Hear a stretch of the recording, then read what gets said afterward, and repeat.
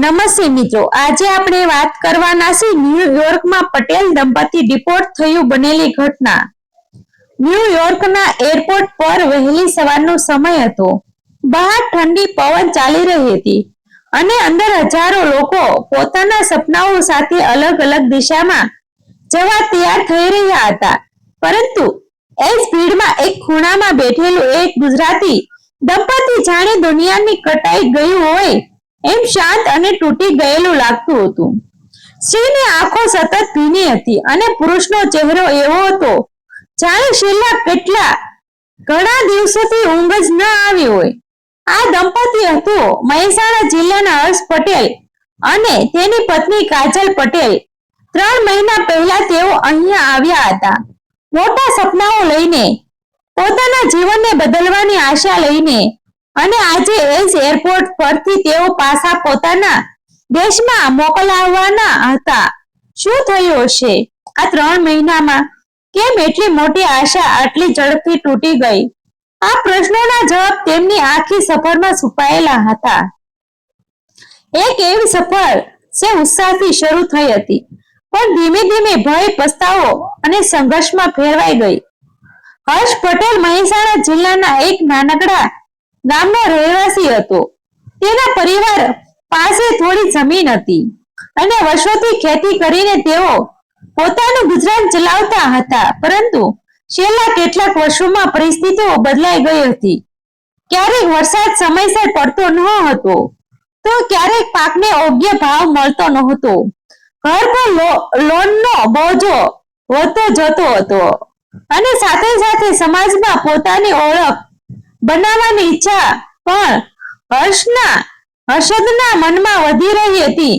ગામમાં ઘણા યુવાનો વિદેશ જઈને સેટલ થયા હતા અને તેમના ઘરમાં પૈસાની આવક જોઈને હર્ષદના મનમાં પણ એક આગ લાગી ગઈ। મારે પણ કંઈક મોટું કરવું છે। કાજલ એક સરળ સ્વભાવની સ્ત્રી હતી જે પોતાના ઘરમાં સંતોષથી રહેતી હતી, પરંતુ તે પણ ઈચ્છતી હતી કે તેના પરિવારની પરિસ્થિતિ સુધરે। એક સાંજે ગામના ચોકમાં કેટલાક લોકો અમેરિકા જવાની વાતો કરી રહ્યા હતા। કોઈએ કહ્યું કે એજન્ટ મારફતે સરળતાથી જઈ શકાય છે, કોઈએ કહ્યું કે થોડા મહિનામાં જ પૈસા કમાઈ શકાય છે। આ વાત હર્ષદના મનમાં વાવાઝોડું લાવી ગઈ। તે રાત્રે ઘરે આવીને તેને કાજલને કહ્યું, મને લાગે છે કે હવે આપણે પણ અમેરિકા જવું જોઈએ। અહીં રહીને કશું બદલાવાનું નથી। કાજલ થોડી ગભરાઈ ગઈ। તેને ધીમેથી પૂછ્યું, પણ રસ્તો સાચો છે ને? હર્ષદ થોડી ક્ષણ માટે ચૂપ રહ્યો, પછી બોલ્યો, બધા એજન્ટ મારફતે જ જાય છે અને બધું સેટ હોય છે। આ જવાબમાં વિશ્વાસ કરતા વધુ આશા હતી અને કદાચ થોડી બેચેન પણ। થોડા દિવસો પછી ગામમાં વિપુલભાઈ નામનો એક એજન્ટ આવ્યો। તેની વાત કરવાની સ્ટાઇલ એવી હતી કે કોઈ પણ તેની વાતમાં આવી જાય। તેને કહ્યું, 3 મહિનામાં ન્યુયોર્ક સેટલ કરી દઈશ, કામ પણ તૈયાર છે, મહિને $3,000 થી $4,000 કમાશો। આ શબ્દો હર્ષદ માટે સપના જેવા લાગ્યા, પરંતુ જ્યારે પૈસાની વાત આવી ત્યારે હર્ષદના પગ નીચેની જમીન સરકી ગઈ। 40 થી 45 લાખ રૂપિયા! આ રકમ તેમના માટે બહુ મોટી હતી, છતાં હર્ષદના મનમાં એક જ વિચાર હતો, આ છેલ્લો મોકો છે। ઘરે આ બાબતે ચર્ચા થઈ। પિતાએ સ્પષ્ટ શબ્દોમાં કહ્યું, બેટા, આ રસ્તો જોખમી છે, કાયદેસર નથી। પરંતુ હર્ષદના મનમાં સપનાઓને વાસ્તવિકતાને દબાવી લીધી હતી। તેને કહ્યું, જો હું હવે નહીં જાઉં તો આખી જિંદગી પસ્તાવો કરવો પડશે। આખરે નિર્ણય લેવાયો।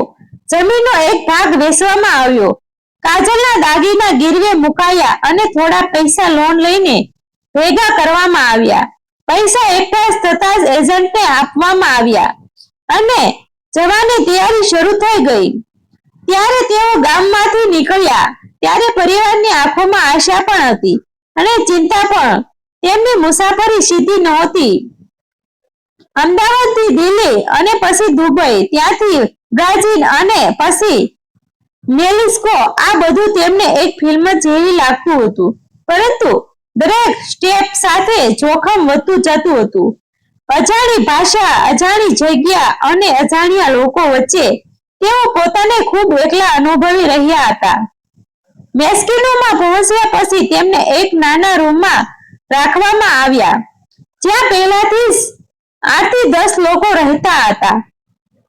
રૂમમાં હવા પણ સારી રીતે આવતી નહોતી, ખાવાનું મર્યાદિત હતું અને બહાર જવાની કોઈ પરવાનગી નહોતી. દિવસો પસાર થવા લાગ્યા, પરંતુ દરેક દિવસ તેમને લાંબો લાગતો હતો. કાજલ હવે તૂટવા લાગી હતી. એક રાત્રે તેને હર્ષદને કહ્યું, આપણે પાછા જઈ શકીએ, મને ડર લાગે છે. હર્ષદે તેને સમજાવવાનો પ્રયત્ન કર્યો, હવે પાછા ફરવું શક્ય નથી. આપણે અહીં સુધી આવી ગયા છીએ. આ શબ્દમાં દૃઢતા હતી, પરંતુ અંદરથી તે પણ ડરી રહ્યો હતો. એક અંધારી રાત્રે દરવાજો ખુલ્યો અને એજન્ટનો માણસ અંદર આવ્યો. તેણે ધીમેથી કહ્યું, તૈયાર થઈ જાઓ, આજે બોર્ડર ક્રોસ કરવાનું છે. બધાના દિલની ધડકન તેજ થઈ ગઈ. તેઓ એક વાહનમાં બેસાડીને જંગલની નજીક લઈ જવામાં આવ્યા. ત્યાંથી આગળનો રસ્તો પગપાળા હતો. ચારે બાજુ અંધકાર, ક્યાંક દૂરથી કૂતરાના અવાજ અને દરેક ક્ષણ પકડાઈ જવાનો ડર. તેઓ શાંતિથી ધીમે ધીમે આગળ વધતા રહ્યા. કાજલ થાકી ગઈ હતી. તેના પગોમાં હવે તાકાત નહોતી રહી. તે અચાનક અટકી ગઈ અને જમીન પર બેસી ગઈ. તેની આંખોમાં આંસુ આવી ગયા. તેને કહ્યું, હું નથી ચાલી શકતી. હર્ષદ પણ થાકેલો હતો, પરંતુ તેને પોતાની હિંમત ભેગી કરી અને કાજલનો હાથ પકડીને કહ્યું, આ છેલ્લો ભાગ છે, બસ થોડું વધુ. તે ક્ષણે બંનેના મનમાં ભય અને આશા બંને હતા. આખરે કલાકોની મહેનત પછી તેઓ બોર્ડર પાર કરીને અમેરિકાની જમીન પર પહોંચ્યા. તે પળે બંનેને લાગ્યું કે હવે બધું સારું થઈ જશે. તેઓએ એકબીજાને જોયા અને હળવે સ્મિત આપી. આ સ્મિતમાં રાહત પણ હતી અને નવા જીવનની શરૂઆતનો આનંદ પણ. પરંતુ તેમને ખબર નહોતી કે આ માત્ર એક શરૂઆત હતી, એક એવી શરૂઆત જે તેમને હકીકતની સૌથી કઠોર પાઠ શીખવશે.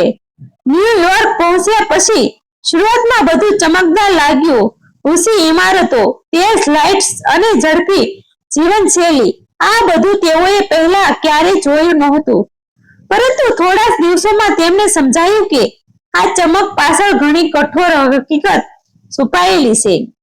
હર્ષદને એક રેસ્ટોરન્ટમાં કામ મળ્યું, જ્યાં તેને દિવસના 12 થી 14 કલાક કામ કરવું પડતું હતું. પગાર કેશમાં મળતો હતો અને કોઈ કાનૂની સુરક્ષા નહોતી. કાજલ એક નાના રૂમમાં રહેતી હતી, જ્યાં તેને આખો દિવસ એકલાનો સામનો કરવો પડતો હતો.